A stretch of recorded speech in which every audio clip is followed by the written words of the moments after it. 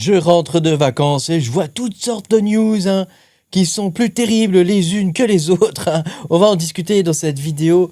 On va voir comment le Bitcoin se place dans tout ça. Et est-ce qu'il faut prendre au sérieux toutes ces news qu'on voit qui nous annoncent l'Armageddon, la fin du monde, la guerre totale, les bombes nucléaires, voilà, je t'en passe des vertes et des pas mûres. On va regarder un petit peu sérieusement tout ça, en particulier le fait que BlackRock, voilà, tu vois, ils disent voilà, qu'ils n'ont pas payé, ils n'ont pas payé les retraits, donc ça pourrait poser problème. Après, voilà, on va regarder ensemble tout ça. Est-ce qu'il faut se fier à ces news-là ou est-ce que on peut dormir sur nos deux oreilles? Voilà, je pense qu'on peut rester tranquille, calmez-vous, on peut être tranquille.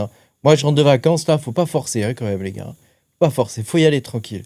Pense à mettre un petit pouce bleu, à t'abonner à la chaîne si tu n'es pas abonné. Je te rappelle que tu peux me soutenir en allant sur patreon.com/makertronic. Tu peux avoir mes vidéos exclusives sur le minage de crypto-monnaies.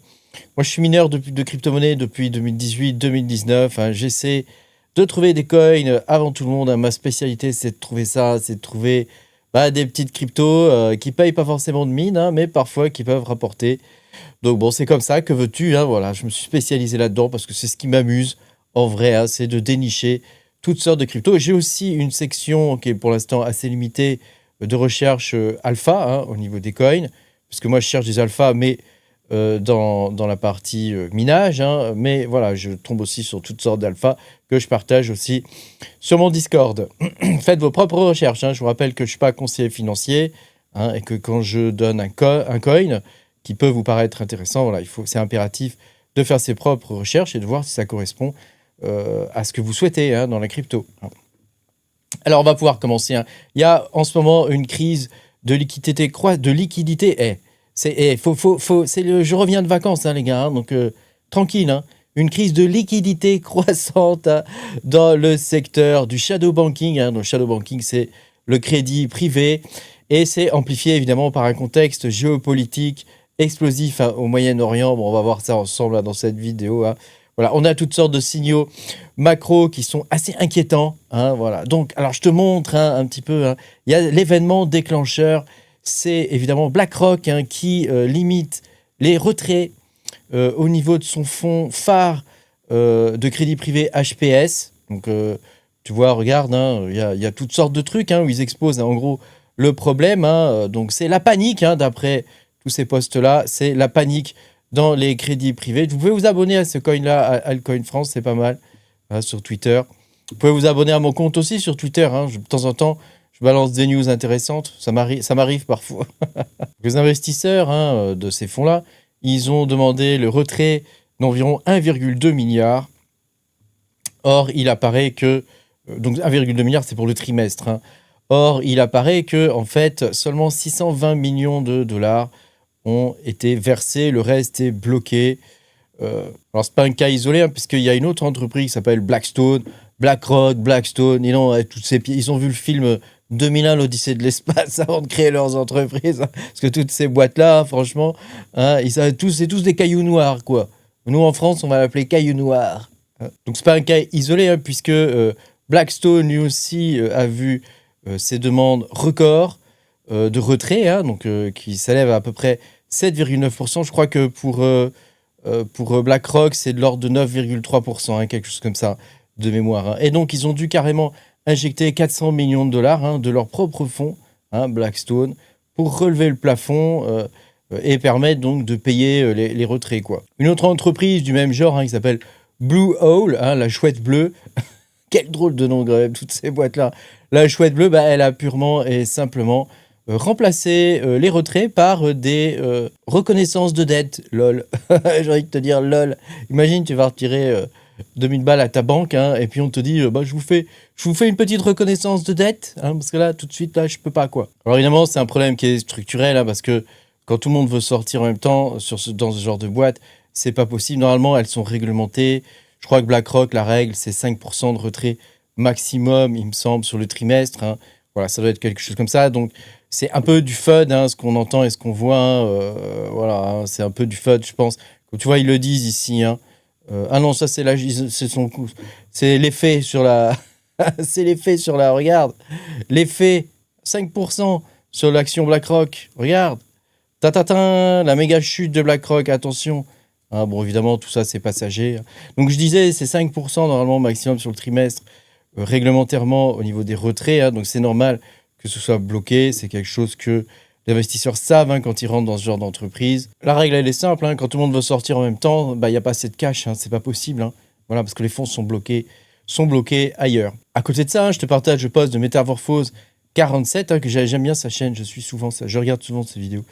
Et donc, il explique que le Qatar prévient qu'une guerre obligera les pays du Golfe à cesser leurs exportations d'énergie d'ici quelques jours.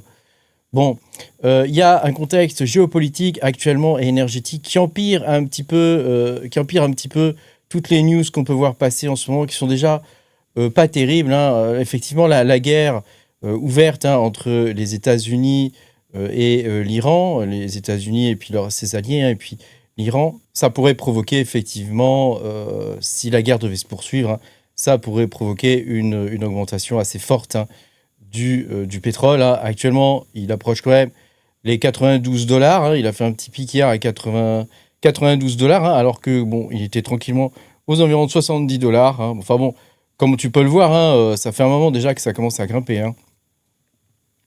Eh bien, on pourrait atteindre facilement les 150 dollars, hein, quelque chose comme ça. Hein, d'ici 2-3 mois. Hein, c'est quelque chose qui est tout à fait possible. Hein. Donc c'est vrai que dans des économies comme les nôtres, hein, qui sont extrêmement dépendantes du pétrole, ça pourrait commencer à piquer hein, si tu as une voiture à essence. À côté de ça, hein, on peut voir justement, et donc ça c'est Mr. Bitcoin Way, j'aime bien ses posts, je les trouve toujours très intéressants, qui nous explique que les rendements obligataires actuellement sont très élevés. Hein. Les US 10 ans, c'est 4,15%. Hein. Le Japon, 2%, la Chine c'est 1,78, l'oil c'est 81 dollars, hein, tu vois, et le gold, voilà, il est 81 dollars, mais maintenant c'est ça, tu peux ajouter plus 10, hein, et le gold hein, se trade à des records historiques. Hein, donc il y a une fuite hein, des capitaux vers des actifs sûrs, hein, les obligations principalement, et l'or, hein, un peu moins l'argent, hein, je ne sais pas si tu as remarqué, on n'entend plus trop parler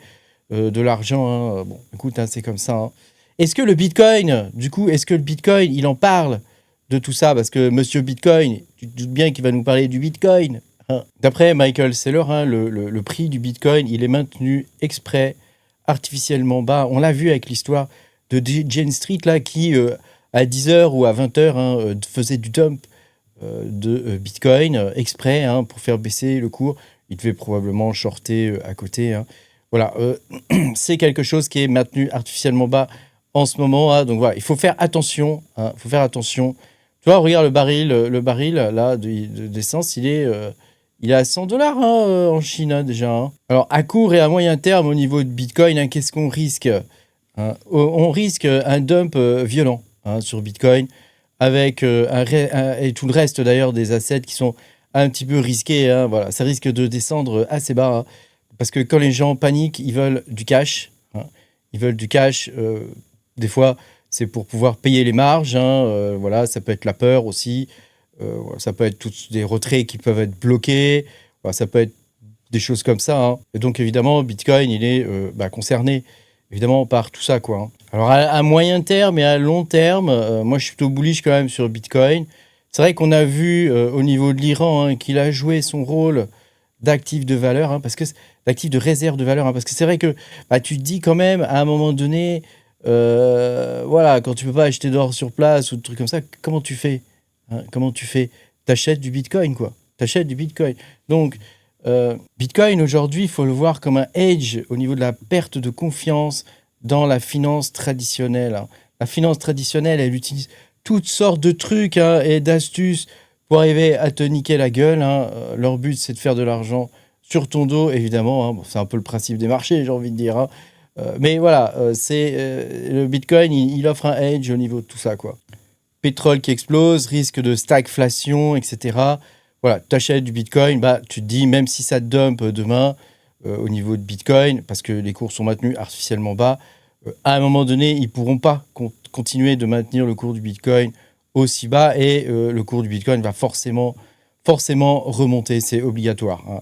Et donc ça, c'est ce qu'on observe, hein, Et ça tient bien la route, hein. Attends, je vais retrouver le truc. Il est où mon TradingView? Voilà, ça tient bien la route avec cette théorie-là. Regarde, je te montre, hein, c'est la théorie. Attends, on va passer en daily. Hop, voilà.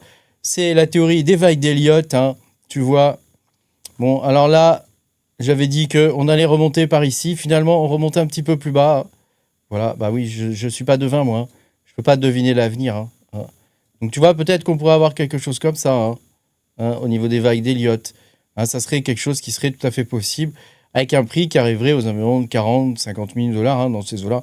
Peut-être même plus bas, hein, peut-être même dans les 30 000, hein, voire même 25 000 dollars, histoire de bien dégoûter tout le monde, hein. C'est quelque chose, les gars, qui est tout à fait possible. Saylor, à mon avis, il a raison, hein. Le système de crédit traditionnel peut temporairement supprimer via des leviers papier le prix du Bitcoin, mais il ne peut pas créer plus de BTC, hein. L'offre de BTC, elle reste fixe. Et donc, à ce niveau-là, à un moment donné, ils seront obligés de revenir à quelque chose de réel, quoi. Un autre truc qu'il faut bien comprendre aussi, c'est que Bitcoin, après chaque crise, hein, je prends la crise de 2008, bon, bah là, c'était la naissance de Bitcoin après, hein, c'est ce qui a donné justement l'idée du Bitcoin, hein, quelque part, hein, après la crise du Covid, après la crise qu'il y a eu en 2022, bah, Bitcoin, à chaque fois, il sort plus fort, hein. Il sort plus fort. Donc, il est vraiment en train de devenir, si tu veux, l'or numérique des gens qui font plus trop confiance aux banques, hein. Et on peut le voir, hein, d'ailleurs, avec ces histoires de banques privées et tout ça, de prêts, de crédits sur les banques privées, etc. On le voit, hein. C'est quelque chose qui se vérifie tout le temps, hein. N'hésite pas à me dire ce que tu penses de tout ça dans les commentaires de la vidéo. J'essaie de répondre à tout le monde comme d'habitude. Merci beaucoup d'avoir regardé ma vidéo. À bientôt pour de nouvelles aventures.